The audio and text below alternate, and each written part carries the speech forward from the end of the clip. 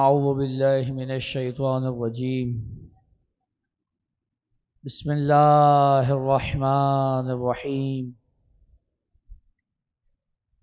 الحمد للہ رب العالمین بارئ الخلائق اجمعین فاطر السماوات والارضین باعث الانبیاء والمرسلین ثم الصلاة والسلام والتحية والإكرام على سيدنا ومولانا أبي القاسم المصطفى محمد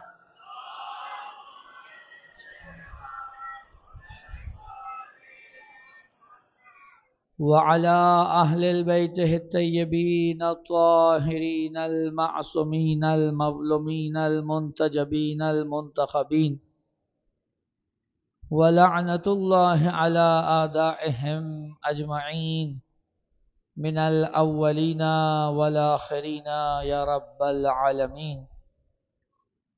أما بعد فقد قال سبحانه وتعالى في محكم كتابه المجيد: اعوذ باللہ من الشیطان الرجیم بسم اللہ الرحمن الرحیم انما یرید اللہ لیذہب عنکم الرجس اہل البیت ویطہرکم تطہیرا.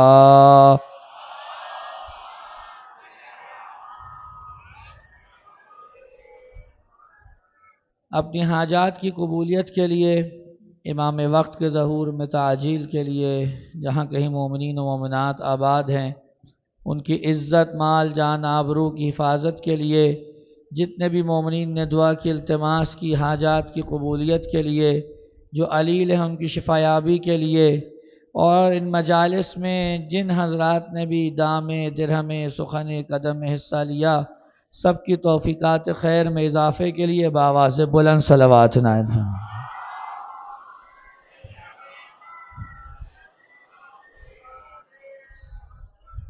اگر تھوڑا تھوڑا آپ لوگ آگے تشریف لے آئیں، جگہ ہے، ابھی آگے آ سکتے ہیں آپ حضرات.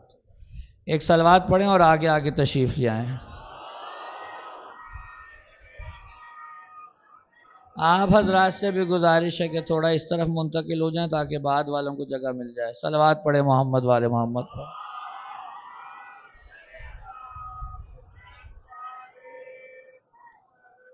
عزیزان محترم، سلسلہ گفتگو کی آج 8ویں نشست ہے، اور آپ کے سامنے جن بابرکت کلمات امام ہادی علیہ السلام کو پیش کر کے معروضات پیش کرنے کی سعادت حاصل ہو رہی ہے، وہ زیارت جامع کبیرہ کے جملے ہیں. کل بات ہو رہی تھی معادن الرحمہ کی. گو کہ اس فراز زیارت میں بھی بہت کچھ بیان کو باقی ہے، لیکن اب چونکہ وقت باقی نہیں ہے، اس لیے میں چاہتا ہوں کہ اگلے جملے کو نقل کروں. اور اگلا جملہ یہ ہے: اہل بیت کون ہیں؟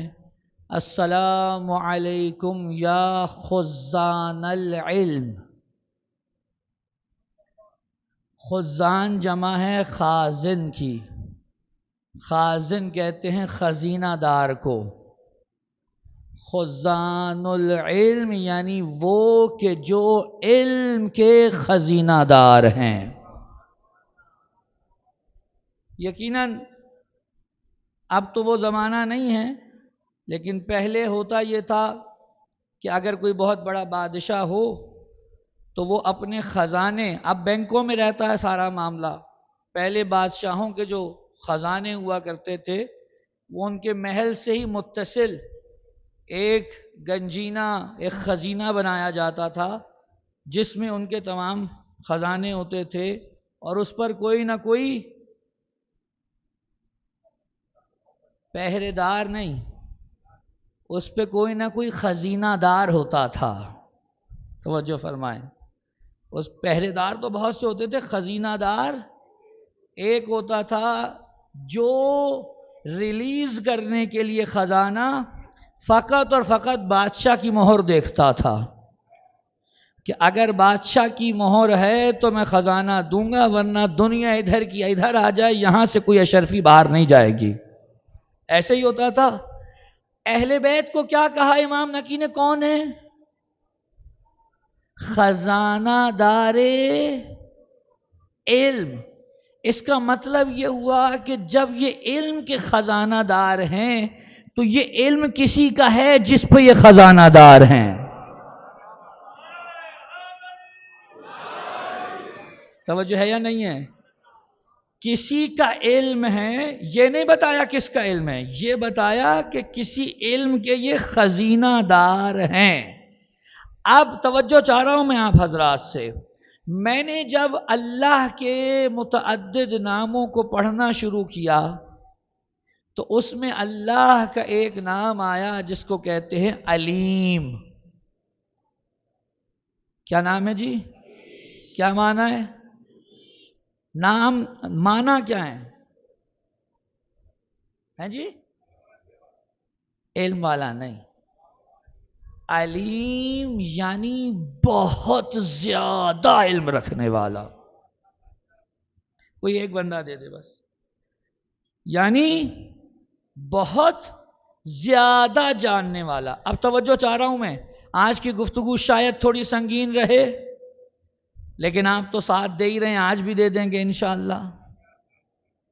میں چاہتا ہوں کہ یہ جو بحثیں ہیں ہمارے ہاں جو بیچ میں سے شروع کی جاتی ہیں، جب بھی آپ چیز بیچ میں سے شروع کریں گے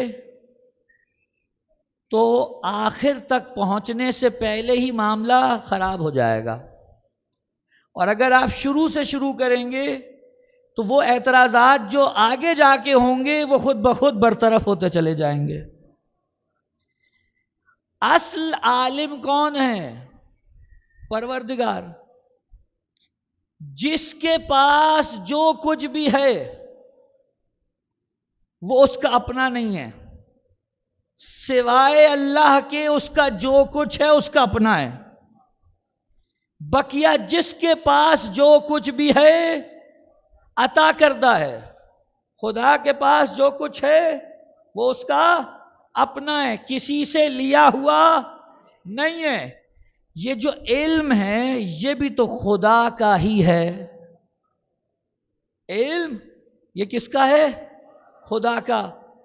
اب جب علم خدا کا ہے اور آپ دنیا میں کسی کے پاس بھی دیکھیں کہ اس تک علم آیا ہے، اس کا مطلب ہے کہ کہیں نہ کہیں خدا نے لطف کیا ہے تو اس تک یہ علم پہنچا ہے۔ بھئی توجہ نہیں فرمائی حضرات نے؟ چلیے اس طرح سے دیکھ لیے۔ اب مسئلہ یہ ہے کہ مثال دینی پڑ جائے گی اور وقت ہے نہیں، آج بہت کم ہے، اذان بھی سر پہ رکھی ہے۔ اگر توجہ فرمائیں گے، اگر کوئی مجھ سے آ کر کہے کہ جناب والا مثلا مجھے 5,000 روپے دے دیجئے، تو یہ 5,000 روپے مجھے اسے دینے کے لیے ضروری ہے کہ میرے پاس خود تو ہوں۔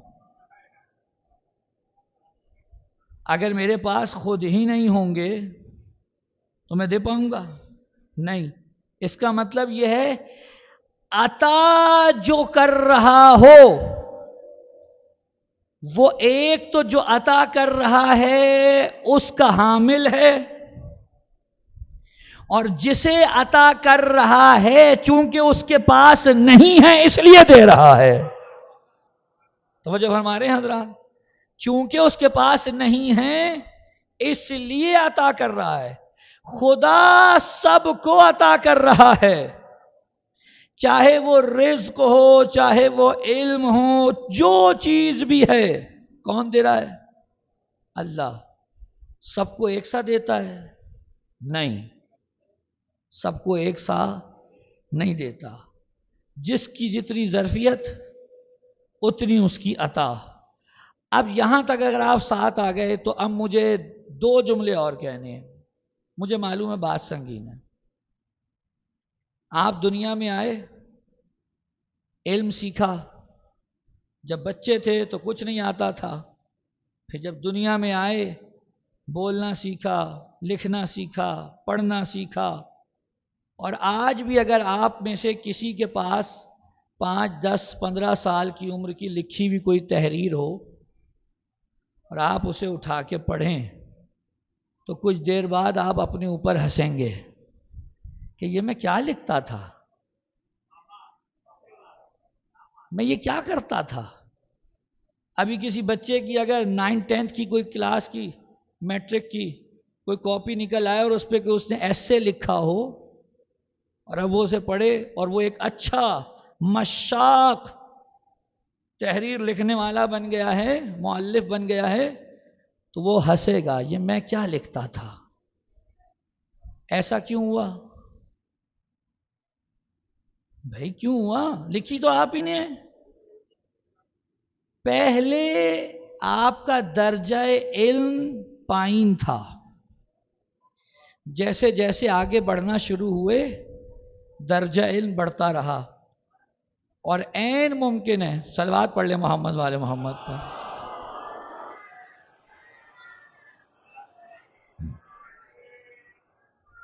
کیا کہہ رہا تھا میں؟ ہاں، جیسے جیسے درجہ علم بڑھنا شروع ہوا، اب جو پچھلا تھا جسے آپ علم سمجھتے تھے وہ اب آپ کو علم نہیں جہالت لگنے لگی۔ ایسے ہی ہے، کتنی چیزیں بچہ خود سے چھوٹی عمر میں یہ سوچ لیتا ہے۔ مثلا کسی بچے سے پوچھیں کہ یہ بارش کیوں ہوتی ہے، اب اس نے اگر کسی سے پوچھا نہیں اور کسی نے اسے بتایا نہیں تو وہ خود سے یہ سوچ لے گا کہ ہو سکتا ہے اوپر کوئی ٹوٹی ہو جسے فرشتہ جا کے کھول دیتا ہو، کوئی وال ہو جسے فرشتہ کھول دیتا ہو اور اوپر سے پانی برسنا شروع ہو جائے۔ اب یہ بچہ دماغ میں لے کے بیٹھا رہے اور ایک وقت آئے کہ وہ کتاب میں پڑھے کہ اب پتہ چلے بارش کیوں ہوتی ہے، بخارات بنتے ہیں، پھر وہ آسمان پہ جاتے ہیں، پھر بادل بنتے ہیں، پھر بادل جب ایسی جگہ سے گزریں جہاں برسنے کے لیے ماحول سازگار ہو اور پیچھے سے خدا کا اذن بھی آ جائے تو بادل برس جاتے ہیں۔ ایسا ہی ہے۔ اب وہ جو 5 سال کی عمر میں ٹوٹی کے کھلنے کو علم سمجھ رہا تھا، 15 سال میں آ کے ثابت ہوا کہ یہ تو علم تھا ہی نہیں، یہ تو جہالت تھی۔ اب عین ممکن ہے کہ 60 سال کی عمر میں بھی آپ کسی چیز کو علم سمجھتے ہوں،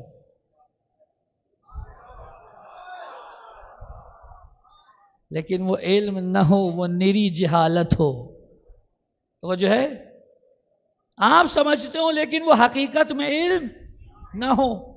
یہ کہاں ہوتا ہے؟ توجہ، ایسا کہاں ہوتا ہے؟ جب بھی کوئی علم اس دنیا میں آ کر سیکھا جائے گا، توجہ فرمائیں، جب بھی کوئی علم اس دنیا میں آ کر کوئی سیکھے گا تو اس سیکھے ہوئے علم میں غلطی کی گنجائش ہمیشہ رہے گی۔ آپ جائیے ماشاءاللہ بڑے بڑے سائنسدان، پچھلے 200، 250 سال کی تاریخ اٹھائیے سائنس کی، اس سے زیادہ تو ملے گی بھی نہیں۔ جتنی بھی سائنس کے نام پر بڑی بڑی انوینشنز ہوئی ہیں یا جن تھیوریز کو پیش کیا گیا ہے، ان میں ایک چیز جو کار فرما رہی وہ جانتے ہیں کیا ہے؟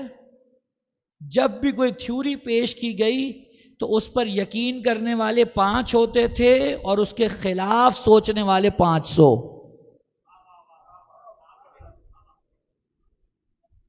اور وہ جو خلاف ہوتے تھے وہ اب اس کے خلاف تحقیق شروع کرتے تھے، اور نتیجہ یہ ہوا کہ آج تک کی 90% سائنسی تحقیقات جو پہلے ہوئی تھیں، نئی تحقیقات نے پچھلی تحقیقات کو باطل قرار دے دیا۔ یہی بات ہے۔ ابھی آپ دیکھ لیں، کرونا 2019 جب شروع میں آیا تو ہر بندہ ایک نئی کہانی سناتا تھا، یہ ہے، یہ ہے، یہ ہے۔ 2020 پچھلی باتیں غلط، یہ والی صحیح۔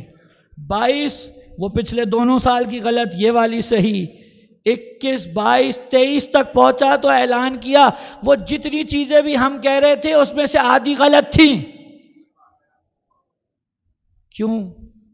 کیونکہ سیکھ رہے ہیں نا، اس دنیا میں آ کر سیکھ رہے ہیں، اور جب سیکھتے جا رہے ہیں تو جس کو پہلے علم سمجھتے تھے وہ اصل میں حقیقت نہیں تھی، وہ لگ رہا تھا علم ہے لیکن حقیقت میں علم نہیں تھا۔ بور تو نہیں ہو رہے؟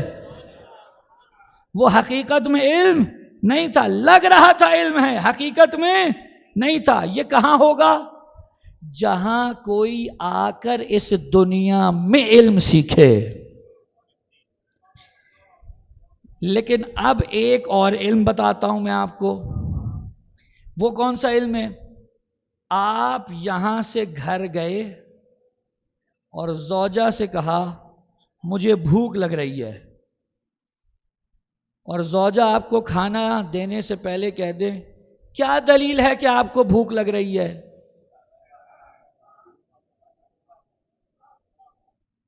کیا دلیل ہے کہ آپ کو بھوک لگ رہی ہے؟ آپ کہیں گے اس میں دلیل والی کیا بات ہے، مجھے پتا ہے مجھے بھوک لگ رہی ہے۔ زوجہ کہ نہیں، یہ آپ نے کہاں سے سیکھا؟ یہ علم آپ کو کہاں سے آیا؟ یہ علم آپ نے کہاں سے سیکھا کہ آپ کو بھوک لگ رہی ہے؟ تو آپ کیا کہیں گے؟ آپ کہیں گے اس کے سیکھنے کی ضرورت نہیں ہے، یہ بلڈن ہے۔ جب میں آیا تھا دنیا میں کچھ پتا ہو نہ ہو یہ پتا تھا بھوک لگتی ہے تو رونا ہے۔ توجہ ہے کہ نہیں؟ آپ کو بھوک لگ رہی ہے، اس کا علم کسی کو آپ کو دینے کی ضرورت ہے؟ یہ علم کہیں سے سیکھنے کی ضرورت ہے؟ نہیں۔ پروفیسر صاحب تشریف فرمائے، میں ان سے ایک سوال کرتا ہوں۔ قبلہ آپ ہیں؟ آپ ہیں؟ ہیں؟ کیا دلیل ہے؟ نہیں، آپ سے تھوڑی پوچھ رہا ہوں، میں ان سے پوچھ رہا ہوں۔ نظر تو آپ کو آ رہے ہیں۔ آپ ہیں؟ کیا دلیل ہے؟ آپ کہیں گے اس کے لیے دلیل کی ضرورت نہیں ہے، کچھ ہو یا نہ ہو، کوئی ہو نہ ہو، میں تو ہوں، اور جب آپ مجھ سے کہہ رہے ہیں آپ ہیں یا نہیں ہیں تو میں ہوں تو کہہ رہے ہیں کہ ہیں۔ توجہ نہیں فرمائی حضرات نے؟ میں آپ سے پوچھوں آپ ہیں یا نہیں، آپ کہیں گے کوئی ہو یا نہ ہو، بھئی میں تو ہوں، ایسے ہی ہے۔ اس کا علم کہاں سے آیا آپ کو کہ آپ ہیں؟ کسی سے سیکھا؟ کسی نے تعلیم دی؟ نہیں۔ معلوم ہوا کچھ علم ایسے ہیں جنہیں سیکھنا نہیں پڑتا۔ بھئی توجہ ہے کہ نہیں؟ یعنی اس دنیا میں آ کر انہیں سیکھنا نہیں پڑتا، وہ آپ اپنے ساتھ بلڈن لے کر آتے ہیں۔ جہاں بھی علم اس دنیا میں آ کر سیکھیں گے غلطی کی گنجائش ہوگی، لیکن جو علم آپ ساتھ لے کر آئیں گے اس میں غلطی کی گنجائش نہیں ہے۔ اب جب امام کہہ رہے ہیں ہم علم کے خزینہ دار ہیں، یہ کون سا علم ہے؟ وہ جو آ کر سیکھے ہیں یا وہ جسے لے کر آئے ہیں؟ اگر آ کر سیکھتے تو ہم کہتے جناب 5 سال کے بچے کی بات پر کون یقین کرے، لیکن کیونکہ لے کر آئے ہیں، 2 دن کا ہو تب بھی حجت ہے، 5 سال کا ہو تب بھی حجت ہے، 50 سال کا ہو تب بھی حجت ہے۔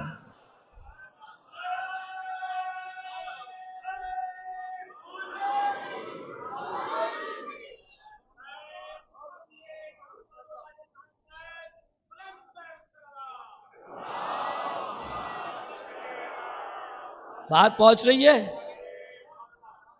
چونکہ لے کر آئے ہیں، آ کر نہیں سیکھا، اور جب آ کر نہیں سیکھا تو غلطی کی گنجائش نہیں۔ اب کوئی کہے کیوں نہیں؟ اللہ کے علم میں غلطی کی گنجائش ہے؟ کوئی مسلمان مانتا ہے؟ نہیں۔ تو جب اللہ عطا کرے، توجہ فرمائیں، ایک ہوتا ہے عطا کرنا، ایک ہوتا جو آپ سیکھ بھی رہے ہیں نا، یہ بھی عطا خدا کا ہی یہ کرتا ہے، لیکن اس میں اور اس میں کیا فرق ہے؟ یہ براہ راست نہیں ہے، توجہ فرمائیں، یہ براہ راست نہیں ہے، یہ وسائل و وسائط کے ذریعے سے ہے، لیکن وہ جو دے کے بھیج رہا ہے وہ براہ راست ہے۔ اب کوئی کہے کہ یہ کیسے ممکن ہے؟ اس زمانے نے کچھ چیزیں تو آسان کر ہی دی ہیں۔ اگر آج سے 60-70 سال پہلے میں اس منبر سے بیٹھ کر کہتا کہ جناب فقط 5 منٹ کے عرصے میں آپ کو ایک مقام پر 5000 کتابیں ذخیرہ کر کے دکھا سکتا ہوں، کوئی مانتا؟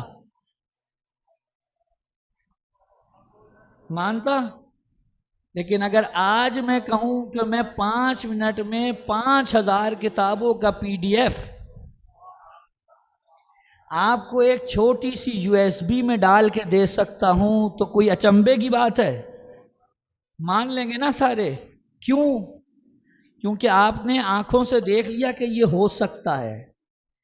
جب آپ کی بے قدرتی میں اتنی قدرت ہے،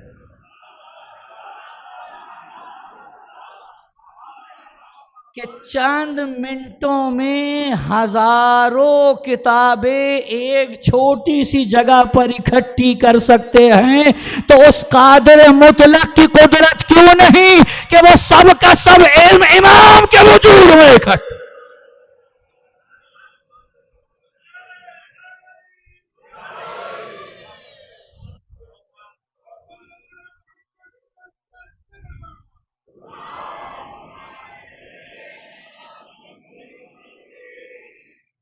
توجہ ہے؟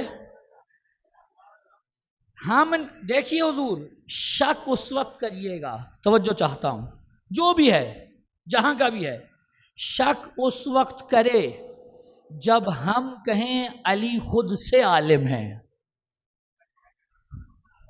ہم نے کب کہا علی خود سے عالم؟ علی ایک لفظ بھی خود سے نہیں جانتے، نہیں جانتے۔ اگر کوئی کہے علی کے پاس جو علم ہے علی کا اپنا ہے، آپ 1000 دفعہ شک کریں، لیکن ہم نے تو کہا علی کا جو علم ہے خدا کا دیا ہوا ہے۔ تو اس کا مطلب کیا ہوا؟ اگر اب بھی کوئی شک کرے گا تو وہ علی پہ نہیں، وہ خدا کی قدرت پہ شک کرے گا۔ ہم نے کیا کہا؟ ہم نے کہا خدا قادر ہے کہ وہ علی جیسی ہستی کو علم مطلق عنایت فرما سکتا ہے، پریشان تو نہیں ہے؟ خدا قادر ہے کہ وہ امام کو علم مطلق عنایت فرما سکتا ہے، اور وہ اس دنیا میں آنے سے پہلے تمام حقائق کا علم اس کے وجود میں ودیت کر کے دنیا میں بھیجتا ہے۔ اور یہ جملہ میں سمجھانے کے لیے کہہ رہا ہوں، ورنہ کوئی اس سے یہ نہ سمجھے یہاں وجود سے مراد یہ جسم ہے۔ وقت نہیں، ورنہ خدا کی قسم میں آپ کو ایک طرف لے چلتا، لطف آتا آپ کو۔ اس دنیا کو کس نے بنایا؟ نقطہ آغاز کیا ہے؟ ہیں جی بھئی اللہ ہے نا، مبدا جس کو کہتے ہیں، مبدا کون ہے؟ اللہ، ایسے ہی ہے۔ اب اللہ ہے، حضور توجہ چاہ رہا ہوں، اللہ ہے، اللہ نے خلقت کا آغاز کیا تو کوئی ایک نقطہ ہے جہاں سے سلسلہ شروع ہوا، خدا ہو گیا علت، اور جو وہ پہلا نقطہ تھا وہ ہو گیا معلول۔ سمجھ آ رہی ہے بات کی؟ خدا کیا ہو گیا؟ علت، اور جو دوسرا نقطہ وہ کیا ہو گیا؟ معلول۔ اب جب تیسری چیز آئے گی تو یہ جو معلول ہے خدا کا، اس تیسری چیز میں یہ بھی شریک ہو جائے گا، کیونکہ یہ پہلی مخلوق ہے۔ بھئی توجہ فرمائیں، یعنی جتنی بھی مخلوقات پہلی کے بعد آئیں گی وہ اس پہلی سے نکلیں گی، وہ ہوگا نقطہ آغاز۔ اب یہ بات فلسفے میں طے ہے کہ جب بھی علت، توجہ فرمائیں، یہ پہلا دوسرے کے لیے علت، یہ دوسرا پہلے کے لیے معلول، اب یہ جو دوسرا ہے یہ تیسرے کے لیے علت، تیسرے کے لیے علت اور اوپر والے کا معلول، اور یہ سلسلہ ایسے نیچے چلتا چلا گیا۔ اب یہ فلسفے میں طے شدہ بات ہے کہ جو معلول ہوتا ہے وہ سب کا سب علت کے سامنے حاضر ہوتا ہے اگر مادہ نہ ہو۔ اب سب کی علت خدا، تو سارا جہان خدا کے سامنے، اور جو اس کے بعد اول مخلوق ہے بقیہ ساری مخلوقات اس کے سامنے۔ تو اب طے یہ پایا کہ اس کے بعد جو بھی ہے وہ سب کا سب اس کے سامنے ہے۔ اب اگر علی سے کوئی سوال کرے اور علی فوراً جواب دے دے اور کہے سوچا کیوں نہیں، اور علی کہے کہ بتا تیری انگلیاں کتنی ہیں، اور وہ کہے 10، تو علی کہے سوچا کیوں نہیں، وہ کہے میرے سامنے تو ہیں، اور علی کہے جیسے یہ انگلیاں تیرے سامنے یہ جہان علی کے سامنے۔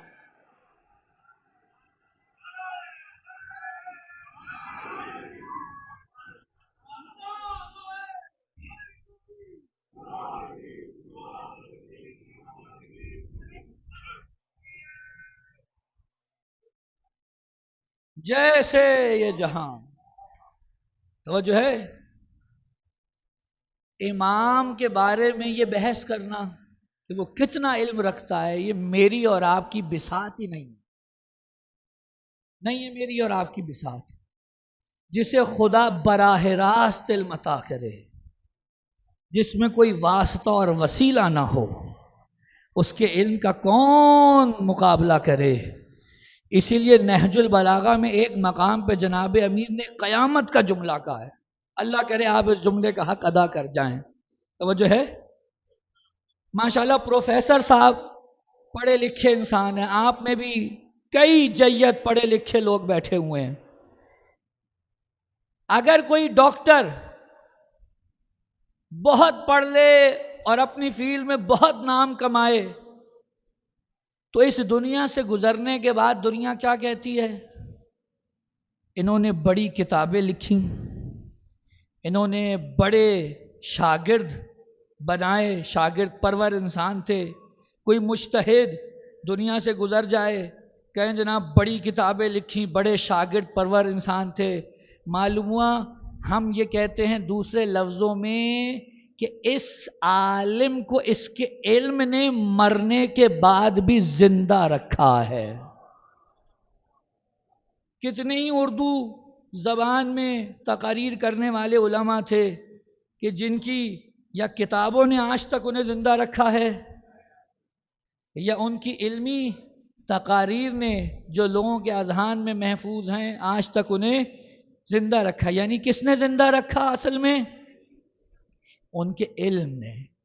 یعنی یہ ہم اور آپ ہیں کہ جنہیں دنیا سے گزرنے کے بعد علم زندہ رکھتا ہے۔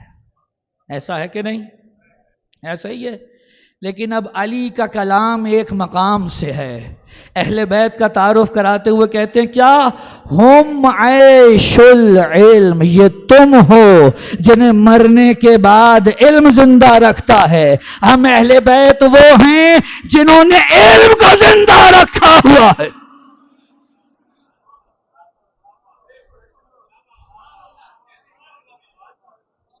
ہم عیش العلم، علم کی حیات کا نام محمد و آل محمد ہے۔ اسی لیے میرے مولا امام جعفر صادق علیہ السلام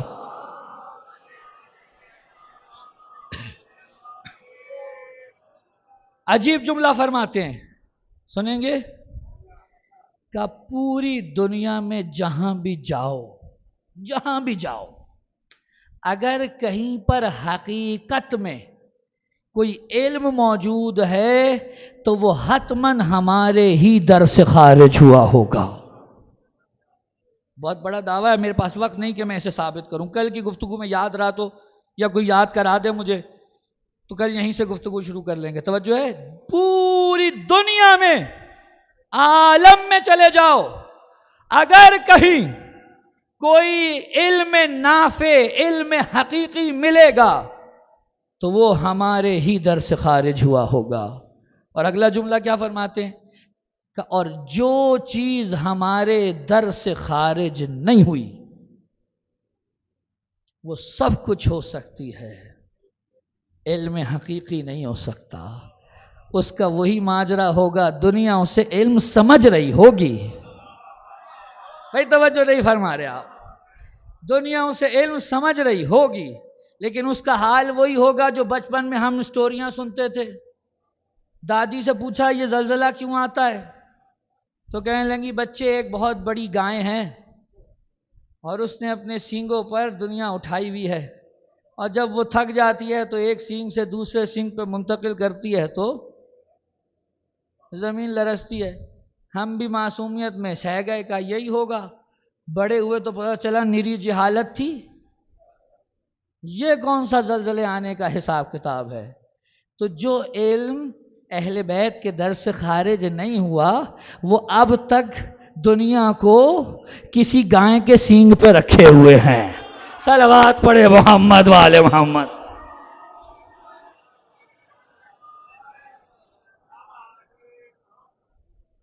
ایک اور صلوات عنایت فرمائیں۔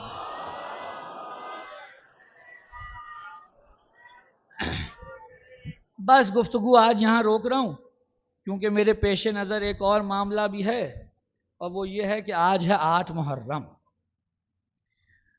اور میرے مرثیہ خان بھائی نے مجھے کہا بھی صحیح، لیکن اگر یہ نہ بھی کہتے تو میری یہ عادت ہے کہ میں 4-5 منٹ سرکار عباس کا تذکرہ ضرور کرتا ہوں۔ آج 8 محرم ہے، اور میرا خیال ہے کہ یہ 8 محرم وہ عالمی دن ہے کہ پوری دنیا میں، نہ فقط بر صغیر و پاکستان میں، پوری دنیا میں یہ دن حضرت عباس سے منسوب ہے۔ کیا ایران، کیا عراق، کیا آذربائیجان، کیا عرب، کیا عجم، ہر جگہ یہ دن سرکار حضرت عباس سے منسوب ہے۔ اب یہ تو آپ سب جانتے ہیں کہ کب ولادت ہوئی، کب شہادت ہوئی، کس کے بیٹے تھے، کس نے پالا، کس آغوش میں پلے، یہ نہیں بتاؤں گا۔ جو پتا ہوں کی باتیں وہ نہیں بتا رہا میں۔ مجھے آپ کو اپنے موضوع سے ہی مرتبط کر لوں اور ذرا لے چلوں ایک طرف۔ اب مجھے یاد نہیں آ رہا میں نے پہلی مجلس میں تذکرہ کیا تھا کہ نہیں، لیکن اگر مقرر ہو جائے تو آپ حضرات معاف فرمائیں گے۔ مجلسیں اتنی زیادہ ہو جاتی ہیں کہ بندے کو پتہ ہی نہیں چلتا کون سی بات کہاں کی ہے۔ جتنے بھی امام ہیں ان کی زیارتیں تو اپنی جگہ، ٹھیک ہو گئی بات، ان کی زیارتیں اپنی جگہ، لیکن اگر آپ یہ جا کر دیکھیں کہ کون سے امام زادے ہیں، یعنی امام کے بچے براہ راست اولادیں، یا کچھ سلسلوں کے بعد امام کی اولادیں یعنی امام زادگان، کون سے ایسے امام زادگان ہیں جن کی زیارت خود امام معصوم نے تعلیم کی ہے؟ تو آپ کو چند کے علاوہ کوئی نام دکھائی نہیں دے گا۔ میں گنوا دیتا ہوں۔ ایک ہے حضرت علی اکبر، ایک ہیں حضرت معصومہ قم سلام اللہ علیہا، اور ایک ہیں حضرت عباس۔ ان تین کے علاوہ مجھے کسی چوتھے کی زیارت امام کی زبان سے نہیں ملی۔ پریشان تو نہیں ہے؟ صلوات بھیجو محمد بھائی۔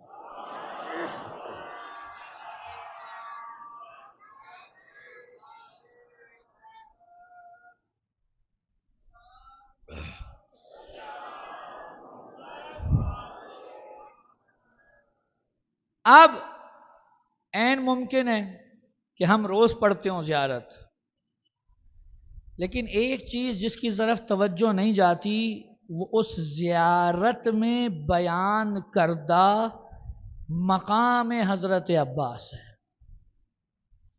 امام صادق نے کیا فرمایا کہ جب تم میرے چچا کی زیارت کرنا چاہو تو تم پہ لازم ہے یوں گویا ہو، السلام علیکہ ایہا العبد الصالح، خدا کی قسم یہ وقت نہیں ہے میرے پاس، ورنہ میں آپ کو بتاتا کہ یہ عبدالصالح کیا ہے۔ جب آپ تشہد پڑھتے ہیں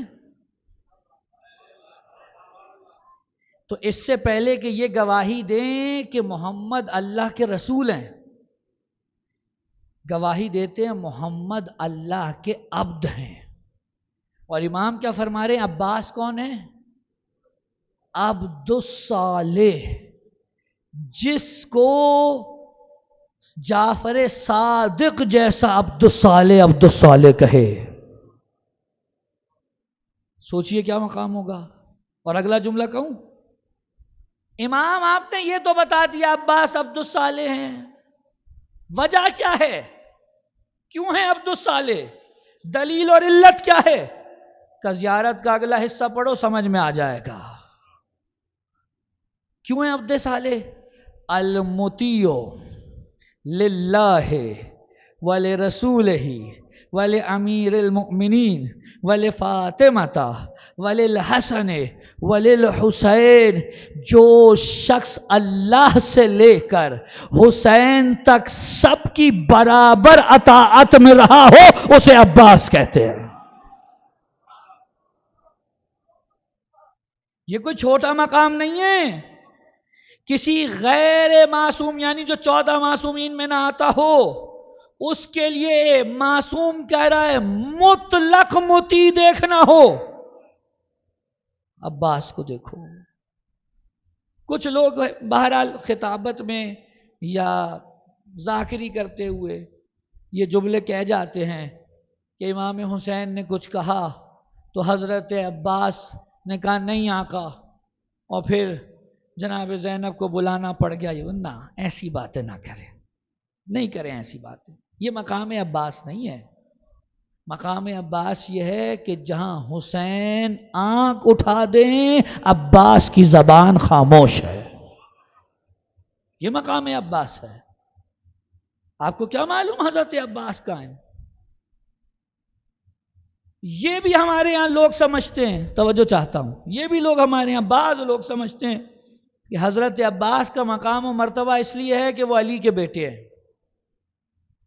نہیں، اگر فقط علی کے بیٹے ہونے کی وجہ سے مقام ہوتا یا ام البنین کی تربیت کی وجہ سے مقام ہوتا فقط، تو ام البنین کے تو 3 اور بیٹے بھی تھے،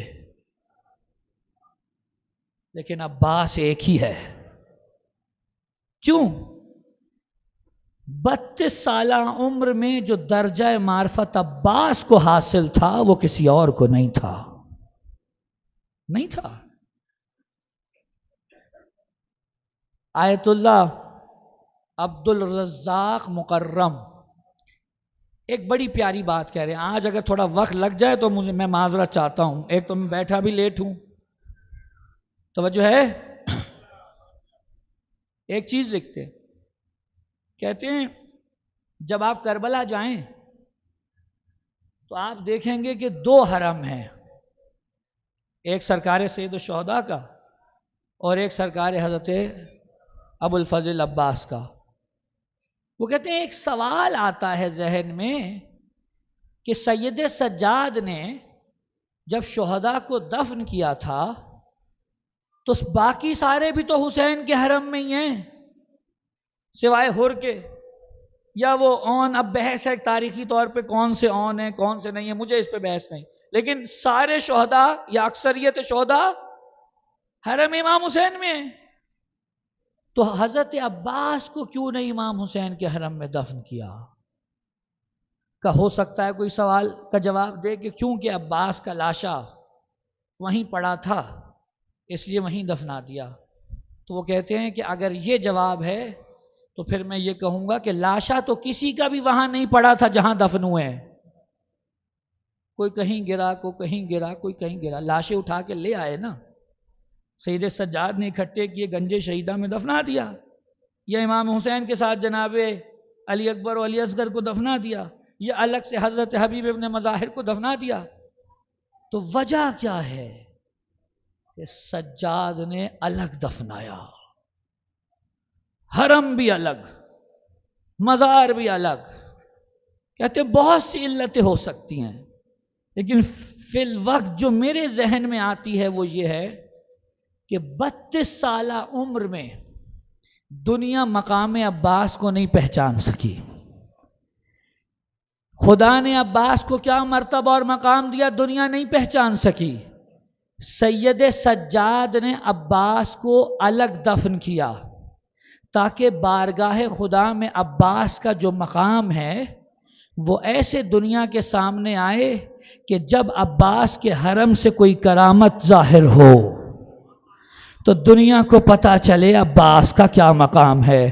کہ اگر عباس کو حسین کے حرم میں دفنا دیتے کرامت بے شک عباس سے ظاہر ہوتی لیکن دنیا اسے امام حسین سے منسوب کرتی. سجاد نے الگ حرم بنایا تاکہ قیامت تک اس حرم سے کرامت ظاہر ہو دنیا کو پتا چلے مقام عباس کیا ہے. دنیا کو پتا چلے مقام عباس کیا ہے. کون عباس؟ باب الحوائج عباس. کون عباس؟ حسین کی کمر کا زور عباس. عزادارو خدا کی قسم یہ 8 محرم کا دن بڑا سنگین ہوتا ہے میرے لیے. میں کہاں سے شروع کروں کہاں اختتام کروں. جب سب چلے گئے حسین کا لشکر خالی ہو گیا عباس آئے کہنے لگے آقا اب لڑنے کی نہیں مرنے کی اجازت چاہیے. کہ بھیا تمہیں تو معلوم ہے تم میری فوج کے علم بردار اور سپہ سالار ہو. عباس نے ایک مرتبہ دائیں دیکھا ایک مرتبہ بائیں دیکھا کہ آقا وہ فوج رہی کہاں ہے جس کا میں سپہ سالار. آقا سب چلے گئے. اون و محمد چلے گئے قاسم چلے گئے علی اکبر چلے گئے سب چلے گئے. آقا اب میں جی کر کیا کروں.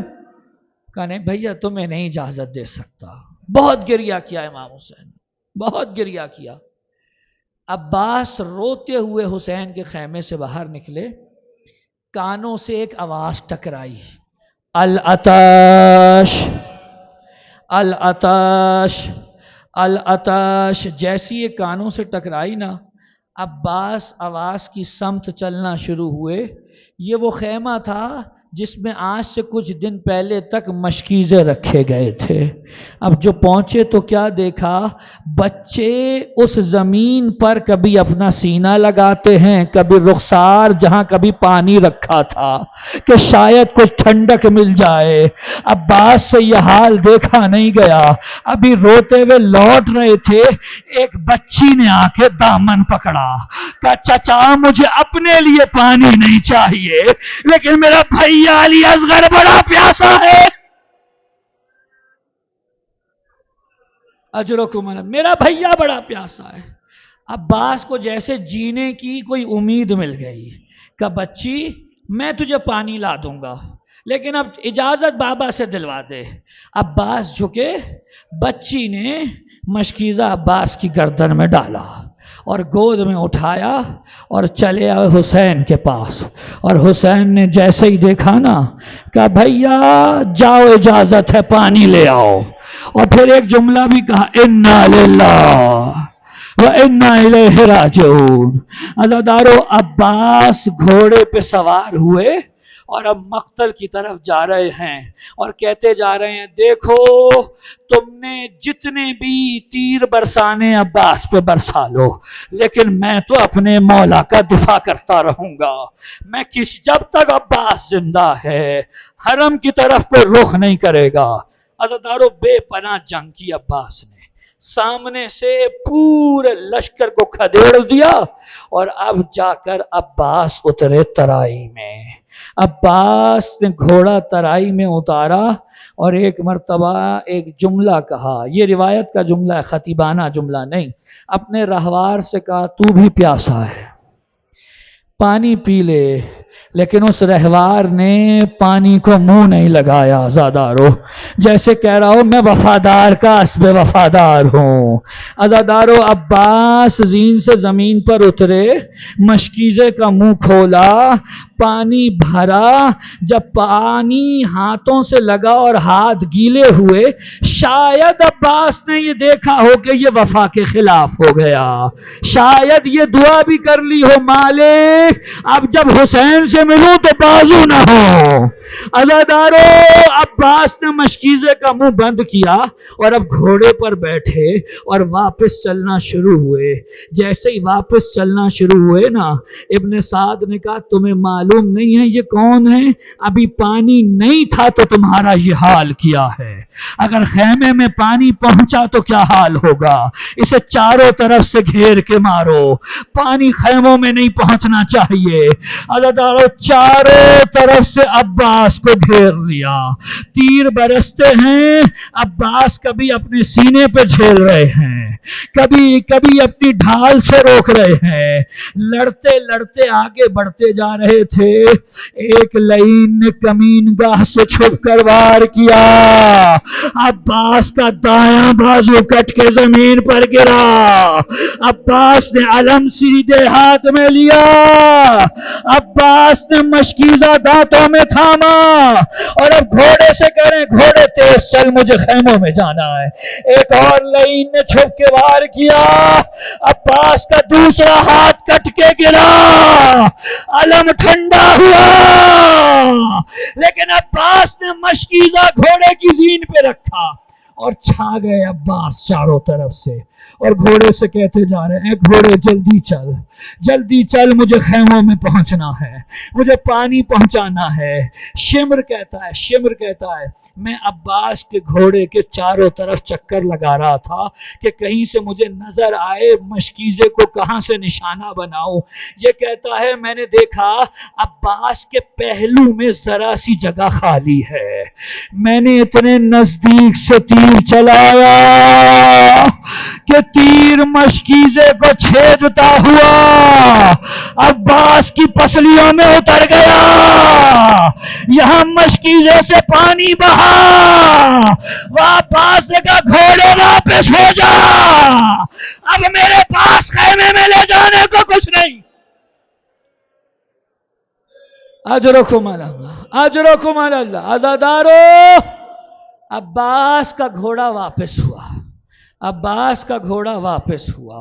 عزادارو بعض لوگ مصائب زیادہ نہیں پڑھتے، توجہ کریے گا اس جملے پر، بعض لوگ مصائب نہیں پڑھتے اور بعض لوگ تذکرہ کرتے ہیں، تھک گئے ذرا صبر کر لیجئے، ابھی میں آپ کے سامنے روایت پیش کرتا ہوں۔ عزادارو ایک ذاکر تھا کربلا معلیٰ میں، حضرت عباس کی شہادت پڑھ رہا تھا، اس نے کہا عباس کی آنکھ میں تیر لگا، سامنے ایک مجتہد عالم دین بیٹھے تھے، کہنے لگے یہ روایت نہ پڑھا کرو، کہا کیونکہ برداشت نہیں ہوتی، برداشت نہیں ہوتی۔ وہ چپ کر گیا، گھر چلا گیا۔ رات کو جب یہ عالم دین گھر پہنچے، خواب میں حضرت عباس آ گئے، کہا تم نے ذاکر کو کیوں میری مصیبت پڑھنے سے روکا؟ کہا آقا برداشت نہیں ہوتا۔ کہا تمہیں کیا معلوم میرے ساتھ کیا ہوا؟ آؤ میں تمہیں بتاتا ہوں میرے ساتھ کیا ہوا۔ کہا میں گھوڑے پہ ڈگمگا رہا تھا، اچانک ایک لعین نے تیر مارا، تیر سنسناتا ہوا میری آنکھ میں آ کے لگا، اب بازو تو کٹ چکے تھے، تیر عباس کیسے نکالے؟ کہ میں نے چاہا میں کٹے ہوئے بازوؤں سے کھینچوں، نہیں نکلا، میں نے چاہا سر کو جھٹک کر نکالوں، نہیں نکلا، میں نے سر جھکایا کہ اپنے زانوؤں میں پھنسا کر نکالوں، بس سر جھکایا تھا، ایک لعین نے سر پہ گرد مارا، عباس کا سر شگافتہ ہوا، عباس ہی سے زمین پر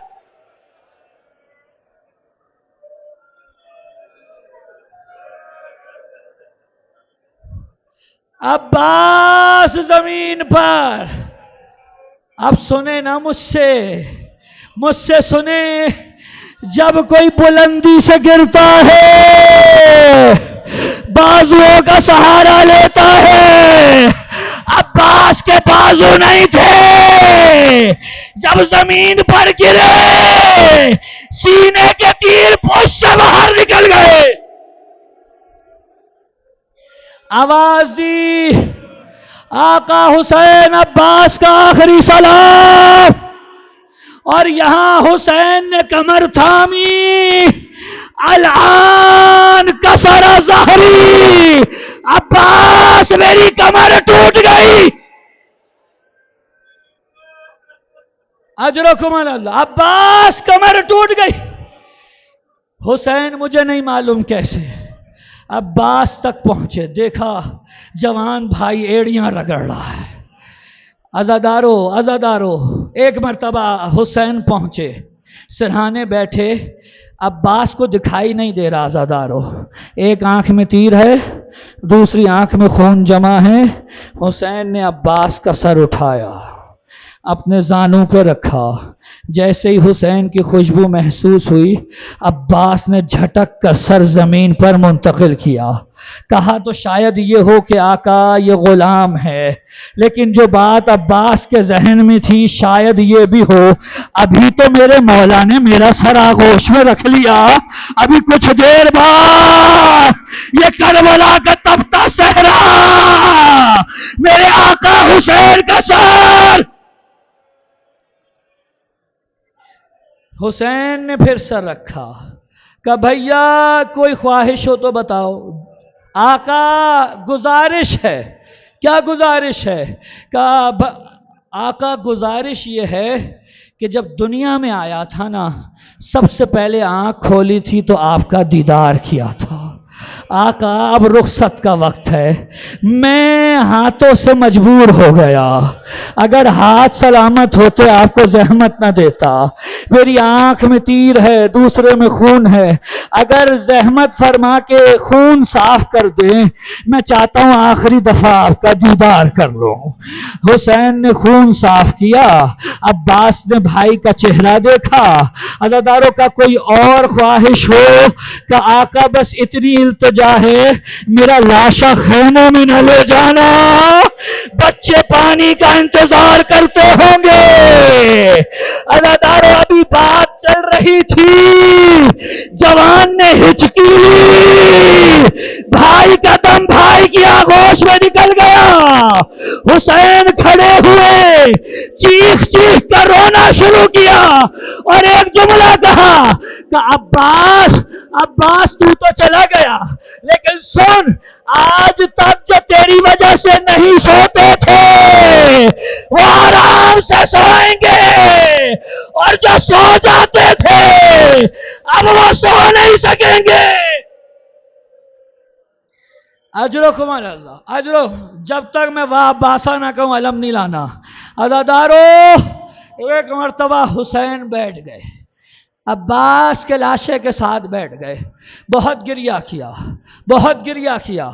گریہ کرنے کے بعد عباس کا علم اٹھایا، علم اٹھایا، خون میں تر کیا، اور تر کر کے چلے مقتل سے خیمے کی طرف، اور جب علم نزدیک آتا دیکھا تو ایک بچی نے بچوں کو اکٹھا کیا، آ جاؤ میرا چچا پانی لے آیا، پھٹے ہوئے کوزے لے کے بچے آ گئے، لیکن اب جب علم آیا تو دیکھا علم ہے، علمدار نہیں آیا۔